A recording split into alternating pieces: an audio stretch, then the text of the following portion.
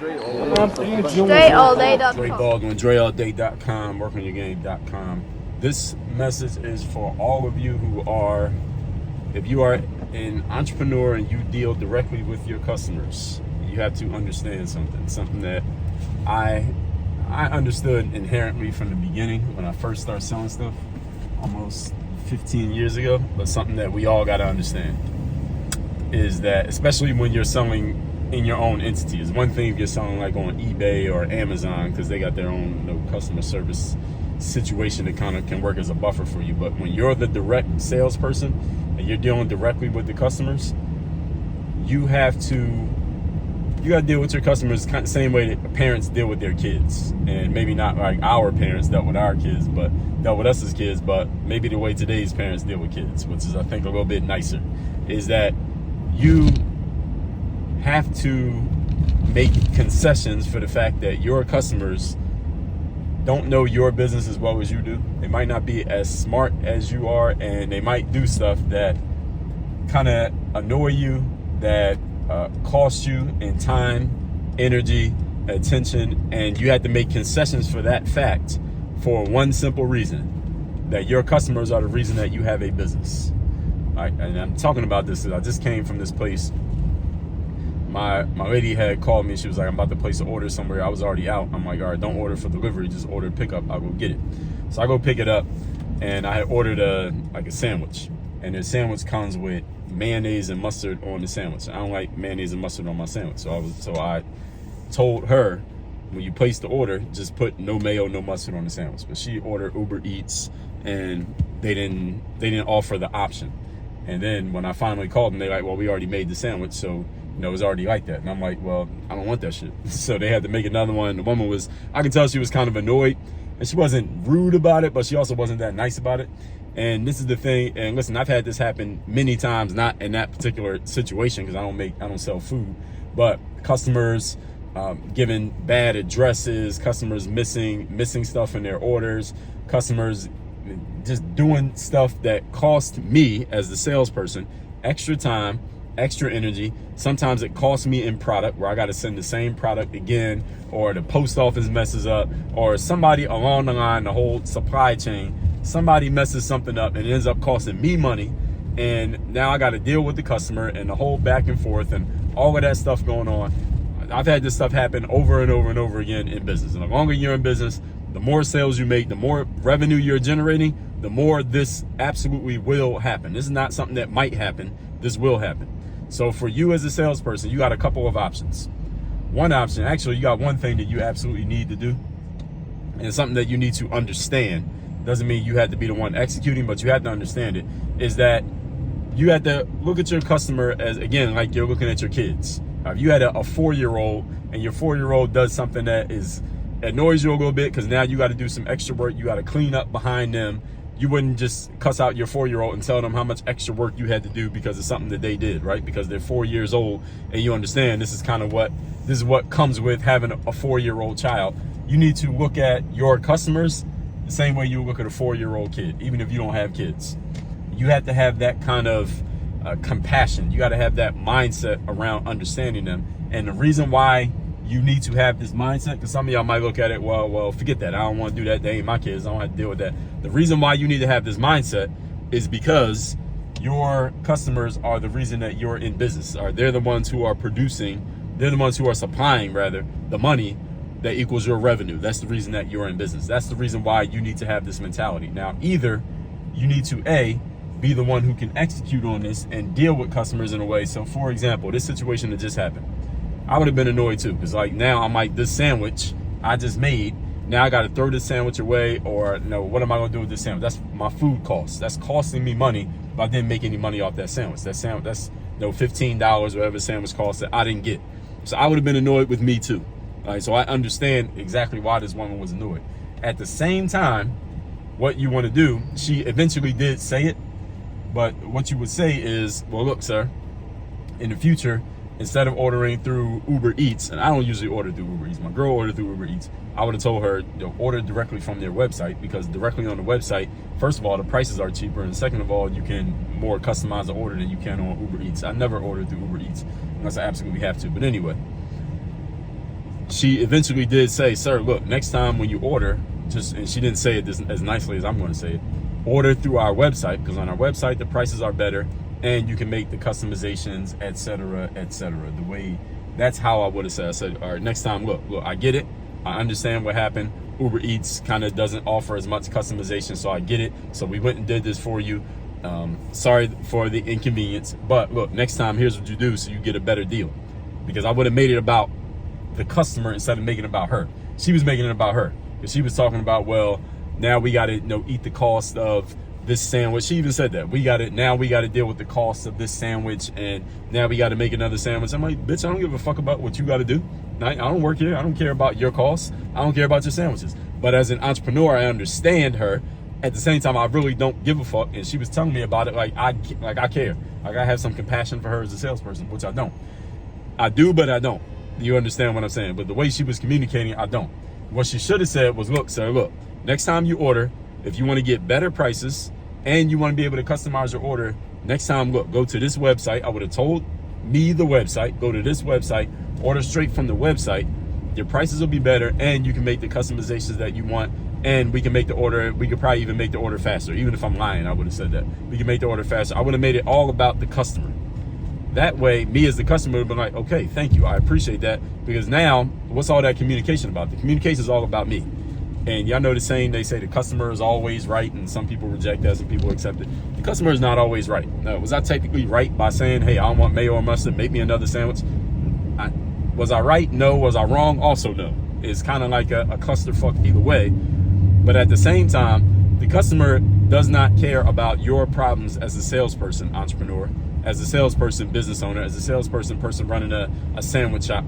They don't care about your problems, even if what they did caused the problem. What I did technically caused the problem. I didn't necessarily do something wrong, but it did cause an inconvenience for them as a business. That's just a fact. But I don't really give a damn that I caused an inconvenience for them, because I'm still giving you money, whether you like it or not. So what you need to do is talk about how they can be better served by doing what will serve you. And that's a mindset, folks. That's a mentality that you need to have as a business owner, as an entrepreneur, as a salesperson, so that you can solve your problems through helping them solve their problems. Again, this is a mentality, is a way of thinking that a lot of people are not capable. And this is not just limited to business or sales. I'm just using that as an example. This applies to everything in life. The challenge for many people out there, many of you listening to this right now, is that many people just don't have the mindset of putting themselves in the shoes of another person in a mature way. See, a lot of you can put yourselves in the shoes of another person in an immature way, in a way that you will demonize them, attack them, talk about why they're wrong, talk about why what they did is a mistake, talk about how something's wrong with their mindset and why they need to change their approach. But you don't have the ability to put yourself in the shoes of another person to understand why they did what they did, why it makes sense to them, and here's the big part, how you can help them with their problem while at the same time helping yourself. That requires a high level of maturity. And here's the thing that all of you need to understand. If you're gonna be in business, you need this level of maturity. This is a requirement. So here's the other option that you have that I didn't even get to. So first of all, you need to understand this mentally. You have to have this mindset as the owner of a business. Secondly, either you need to be able to do this and communicate in this way and kind of self-regulate. Even when your customer says or does something stupid, you have to be able to take a deep breath, calm down. Don't take your frustration out on the customer, because if you do that, that customer might not come back to your business. What's the lifetime value of a customer? See, some of you might be looking at, like, this place that I just came from, I personally will not order from there again. My girl likes it, she might order from there. I personally wouldn't order from there again, just because this woman was a little bit too edgy with me when I went in there to pick up my sandwich. And she wasn't terrible, but she was just a little bit too edgy with me. And I got too many options. And what's the lifetime value of a customer? If I buy a sandwich from a sandwich shop twice a month, and that sandwich costs, let's say, 15 to 20 bucks, twice a month. So let's just say that's 40 bucks over the course of a year. That's $480 a year. I buy some extra $480 a year over the course of 10 years. That's $4,800 I'm going to spend at that business. $4,800. Now, you're annoyed because the cost of you making that sandwich that you had to throw away because of let's just say my mistake. Let's just put it on me. All right, my mistake cost you 20 bucks. You're going to get annoyed with me, get testy with me, and cost yourself a $5,000 lifetime value customer because you're annoyed over the fact that I just cost you $17. So how stupid is that? All right, everybody here understands math, right? This is the kind of mistakes that a lot of business owners make, not because they don't understand math, not because they don't understand numbers, it's because you don't have the mindset to self-regulate in the moment, understanding what you're actually costing yourself, because you're only what you're costing yourself in the long run, because you only focus on what you're costing yourself in the short term. The $17 of that sandwich you got to throw away versus the $5,000 I'm going to spend over the next 10 years because I keep coming to your business. You understand what I'm saying? So either you need it, if you don't have the ability to do this and self-regulate in the moment, dealing with a customer when they make some kind of irrational, unreasonable request, you need to hire somebody who does. And if you have too many of these conversations with too many customers, you're watching money walk out the door and you don't even realize that the money's walking out the door. See, this is where the problem comes in. And this is the main problem with discipline that a lot of people have, is not having the discipline to understand what you're not seeing. See, everybody can understand the things you can see. Everybody can understand, all right, if you're talking to me as a customer, I order something that costs $20. We get in an argument, I don't want it no more. So now I don't pay for it. So now you lost $20. But you're looking at me like, well, forget him. It's only $20.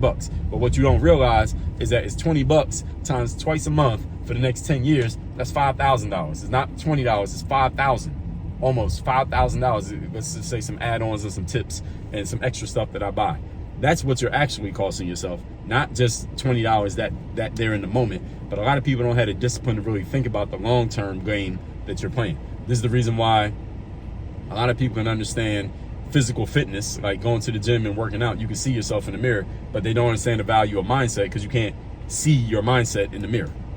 This is why so many people will invest in a personal trainer, but they won't invest in personal development, because you can see one of them, but you can't see the other one. And even then, still, some people still don't show up and do the personal training work. But you get the point that I'm making here, is that the intangibles, the stuff that you can't see, that stuff matters just as much as the tangibles. And it's often the stuff that you don't see, the stuff that you're not measuring, that's the stuff that's costing you the most. But since you don't even realize it, it's costing you, and you don't even know that it's costing you. So you don't even know that you're making a mistake while you're making a mistake. That's the biggest mistake to make, is the one that you don't even know you're making. It's one thing when you mess up and you know you messed up. Another thing when you mess up and you don't even realize that you're costing yourself in a moment that you're doing the thing that's messing you up. The thing that's going to cost you in the long run, you don't even realize that you're doing it. So all you business owners out there, this message is specifically for you, but you don't have to be a business owner to get the point here. I'll probably do a whole podcast episode just on this principle here of understanding the things that you don't see, because these are the things that are really costing you in the long game. That, again, there's another piece that people don't really think about in the long game, because most people only think about what's right there in front of them. Most people can only see as far as their noses go. That's the metaphor. People can't see past their noses, is when you only see the stuff that's happening right now, but you don't realize how your response to a situation right now that might seem like a little thing could actually be costing you or gaining for you in the long run, the big thing.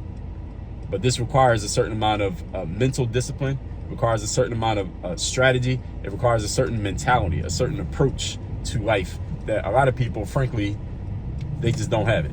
And this is why this message matters as much as it does. So hopefully this gets through to y'all, and some of you make some different decisions today with the things that you're doing, thinking about where it's taking you in the next 10 years, not just where it's taking you in the next 10 minutes. All that said, text me to get my daily motivation straight to your phone, free of charge. My number is 305-384-6894, and go to workonyourgameuniversity.com. That's where you can work with me directly, and I'll help you think through these things when it comes to mindset and your strategy and the way you're doing things, so that you stop taking actions for the short-term benefit that are actually costing you big time, much more in the long term. Work on your game. Dre all day.